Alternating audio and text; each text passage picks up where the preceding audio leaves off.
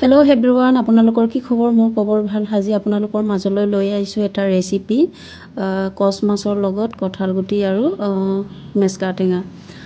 এতিয়া মই এনেকৈ কঁঠালগুটিটো বইল কৰি কিনি বাকলিখিনি গুচাইছোঁ আৰু ভিডিঅ'টো আপোনালোকে লাষ্টলৈকে চাই থাকিব, স্কিপ নকৰাকৈ। আপোনালোকেও এনেকৈ বনাই খাবচোন, কিমান টেষ্টি লাগে।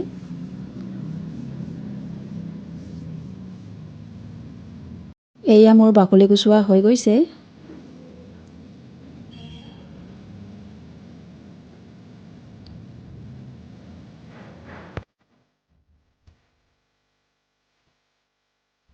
এয়া মই ইয়াতে লৈছোঁ নহৰু, আদা আৰু পিঁয়াজ আৰু জলকীয়া।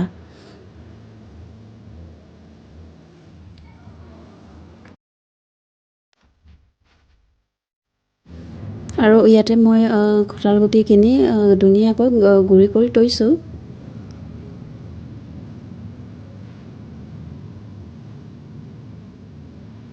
আৰু ইয়াতে কচ মাছ লৈছোঁ আৰু মেচকা টেঙাখিনি ধুনীয়াকৈ ধুই কিনি এনেকৈ পাত্ৰত থৈ দিছোঁ।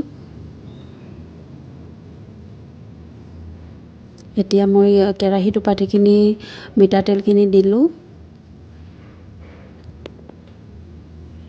মিঠাতেলখিনি গৰম হৈছে আৰু ইয়াতে এতিয়া মই কচ মাছখিনি ভাজিম ইয়াতে।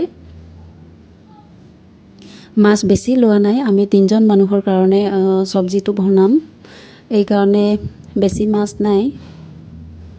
আপোনালোকে মানুহৰ পৰিমাণটো চাই কিনি মাছটো অলপ বেছিকৈও দিব পাৰে বা কমকৈও দিব পাৰে। এতিয়া মই ধুনীয়াকৈ মাছখিনি ভাজিম। এয়া মোৰ মাছখিনি এতিয়া এনেকৈ লৰাই দিছোঁ।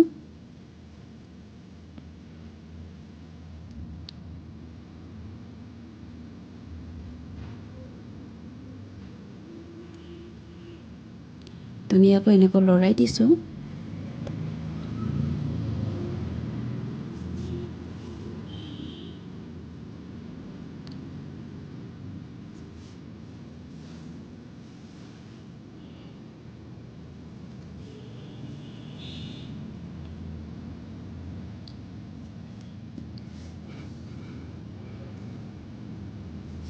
মাছখিনি ধুনীয়াকৈ ৰংচোৱা হৈ গৈছে। মাছটো ধুনীয়াকৈ ৰঙা হৈছে। এয়া মাছখিনি হৈ গৈছে। এতিয়া মই ভাজি থোৱা মাছখিনি ওলাই ল'ম। ওলাইখিনি এনেকৈ থৈ দিছোঁ আৰু ইয়াতে মই এতিয়া পাঁচফোৰণ অলপ দিছোঁ।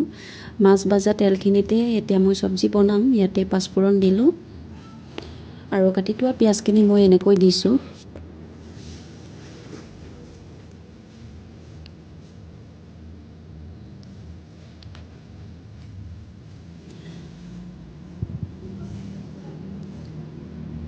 এতিয়া মই ধুনীয়াকৈ লৰাই দিছোঁ। ইয়াতে মই এতিয়া এড কৰিম পেষ্ট বনাই থোৱা জলকীয়া, নহৰু, আদা, এইখিনি ইয়াতে এড কৰিছোঁ।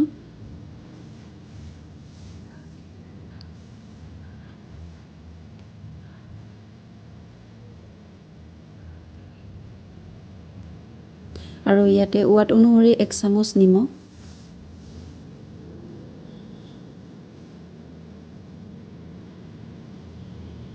আৰু 1 চামুচ হালধি গুড়ি। এতিয়া মই ধুনীয়াকৈ এইটো লৰাই দিছোঁ।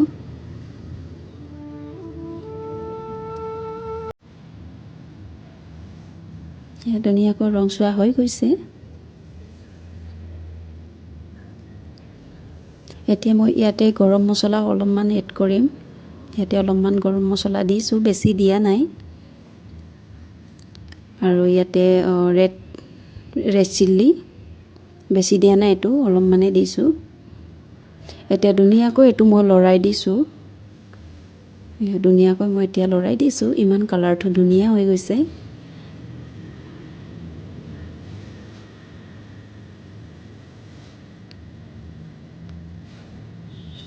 ইয়াতে এতিয়া মই এড কৰিম মেচকা টেঙাখিনি। এতিয়া ইয়াতে এনেকৈ দিছোঁ মই।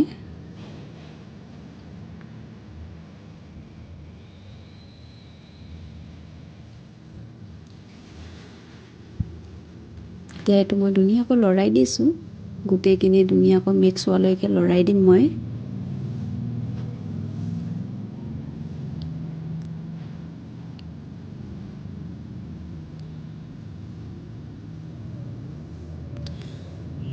এতিয়া এইটো মই 2-3 মিনিটমানৰ কাৰণে ঢাকন মাৰিম।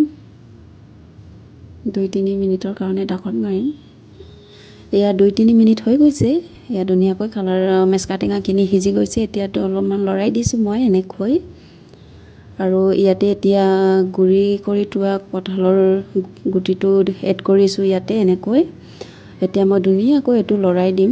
এয়া ধুনীয়াকৈ মই এতিয়া লৰাই দিছোঁ। গোটেইখিনি ভালকৈ মিক্স হোৱালৈকে লৰাই দি থাকিম। আৰু ইয়াতে এতিয়া মই পানী এড কৰিম। আমি 3জন মানুহৰ কাৰণে চব্জিটো বনাইছোঁ ন, সেইকাৰণে আমি পানীটো অলপমান, আৰু মই অলপমান জোল টাইপৰ বনাইছোঁ, অলপমান বেছিকৈ পানীটো দিছোঁ।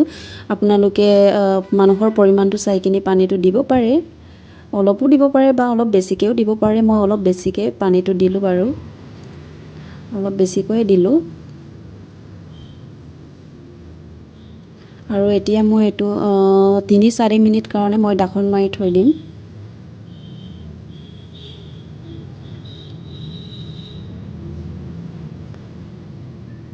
3-4 মিনিট কাৰণে ঢাকন মাৰিছোঁ। এতিয়া মই 3-4 মিনিট হৈ গৈছে। এতিয়া মই ভাজি থোৱা মাছখিনি ইয়াতে এড কৰিম। এয়া মাছখিনি ইয়াতে মই এতিয়া দিছোঁ। এতিয়া 5-6 মিনিট 7 মিনিটমান মই ঢাকন মাৰি থৈ দিম। এইটো ধুনীয়াকৈ লৰাই দিছোঁ।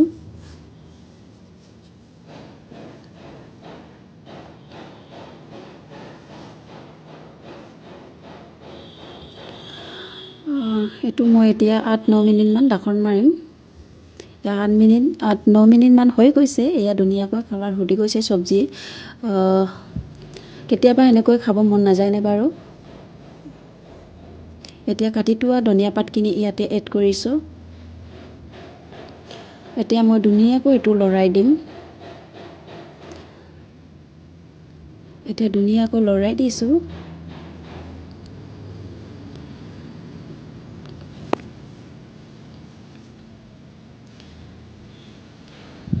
এয়া চব্জি হৈ গৈছে।